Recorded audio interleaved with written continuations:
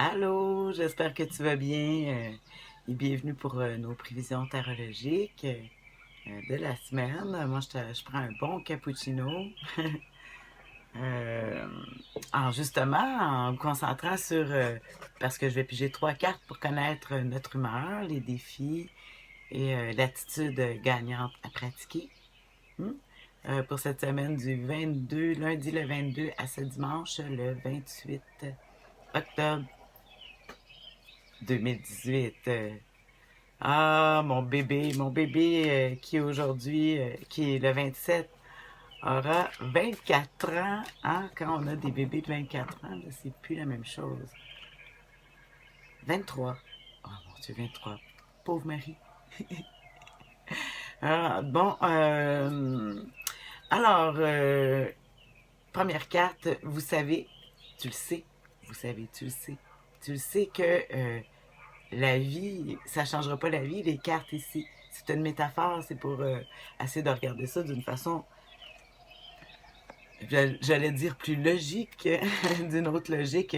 Puis justement, je sors la première carte qui montre l'humeur qu'on va avoir cette semaine.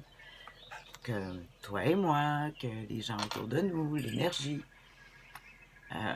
De la reine d'épée. Oh, la reine d'épée, on parle de logique, de sérieux. On regarde les choses plus froidement. Souvent, la reine d'épée, hmm, elle est plus froide. Ça veut dire que peut-être qu'on va trouver l'entourage autour de nous plus froid. Ou que nous-mêmes, c'est parce qu'on est sérieux, là. On travaille sur la logique. Les, J'aime dire c'est un signe d'air, hein. Puis la reine d'épée, avec son épée, euh, on dit que elle sait qu'est-ce qu'il y a à faire, qu'est-ce qui est de bon ou pas bon. Elle fait la balance. On approche du signe de la balance, là. On est dedans. Oui, c'est vrai encore. Alors, on fait l'équilibre entre qu'est-ce qui est bon, parce que justement, on est à l'automne, en changement de saison, fait qu'on a toute cette énergie-là.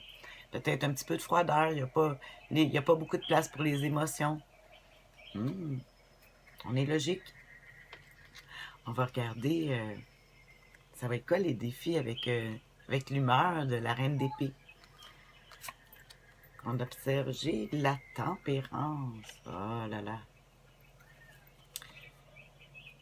La reine d'épée. Si ici la tempérance, qui est le numéro 16, je vérifie. Eh oui, même si ça fait des années. Euh, le numéro 16, qui est la tempérance, qui va montrer souvent, peut-être qu'on a des problèmes avec l'énergie, notre énergie, la santé. Parce que je vois souvent le corps, les processus de transformation. Ça fait justement penser à ça quand je parlais de la reine d'épée. C'est qu'on est plus sur la logique. Peut-être on se soucie plus de notre bien-être. Puis euh, ça peut être une période. C'est souvent la lenteur qui représente la tempérance. Parce que le temps, tempérance, il y a le mot temps. C'est qu'on a l'impression que les choses n'avancent pas, que c'est long. Euh, je trouve que c'est un beau défi, mais aussi ça peut dire aussi qu'à des endroits, peut-être que aussi, quand on le voit en défi, j'appelle ça aussi de mettre de l'eau dans son vin, la tempérance. Puis peut-être que des fois, on, on met beaucoup d'efforts pour mettre de l'eau dans notre vin, puis finalement on est rendu que c'est plus du vin, c'est trop dilué. Et de vivre avec cette émotion-là, euh, de, j'allais dire comme de sentir un manque, en tout cas, le temps, je dirais le temps, ça va être notre défi cette semaine. On va le prendre comme ça. On n'a pas le temps, on veut le temps.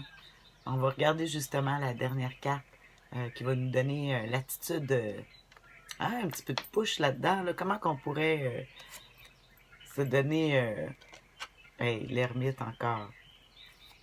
La semaine dernière, on a eu l'ermite, le numéro 9, un autre arcane majeur. Hey, on est beaucoup dans les pensées, c'est sérieux, là. Il n'y a pas beaucoup de. Ça manque de légèreté, de toute façon.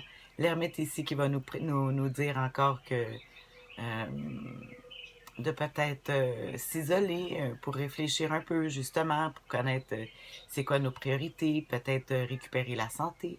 aller voir un professionnel pour nous aider, nous guider, parce que l'ermite, il y a souvent une lumière devant lui, fait qu'on est encore... Hein, c'est l'automne, on continue les journées rapetissent, et on doit chercher la pleine lune, hein, qui est justement le 24. Alors, on cherche la lumière, les choses n'avancent pas, parce que je pense qu'on est beaucoup dans les pensées avec la logique de la reine d'épée. Ça veut dire qu'on est beaucoup, beaucoup, beaucoup dans les pensées. On n'est pas beaucoup dans le cœur, dans les émotions. Puis avec l'ermite, ben, moi je le vois toujours, c'est le numéro 9, je vois comme un colimaçon. C'est de faire le cercle, de retourner à l'intérieur. Puis ça veut dire qu'on ne trouvera pas de solution vers l'extérieur. Euh, pour moi, ça me fait beaucoup de bien. La semaine passée, ça m'a beaucoup aidé, le conseil justement de l'ermite. On se lance pas, aucune précipitation. On réfléchit, on retourne vers l'intérieur. Puis c'est même pas les émotions. C'est pour vraiment se faire une santé, un équilibre avec le corps, l'esprit ou quelque chose comme ça. Parce que les émotions, pour le moment, c'est, c'est difficile à gérer. Il faut retourner vers soi. Bon. Euh, J'espère que ça va t'aider, toi, cette semaine. Moi, ça m'aide grandement. Euh, Vraiment. Fait que sur ce, je te souhaite une excellente semaine. Fais attention à toi. Hein? Ne te précipite pas. Non.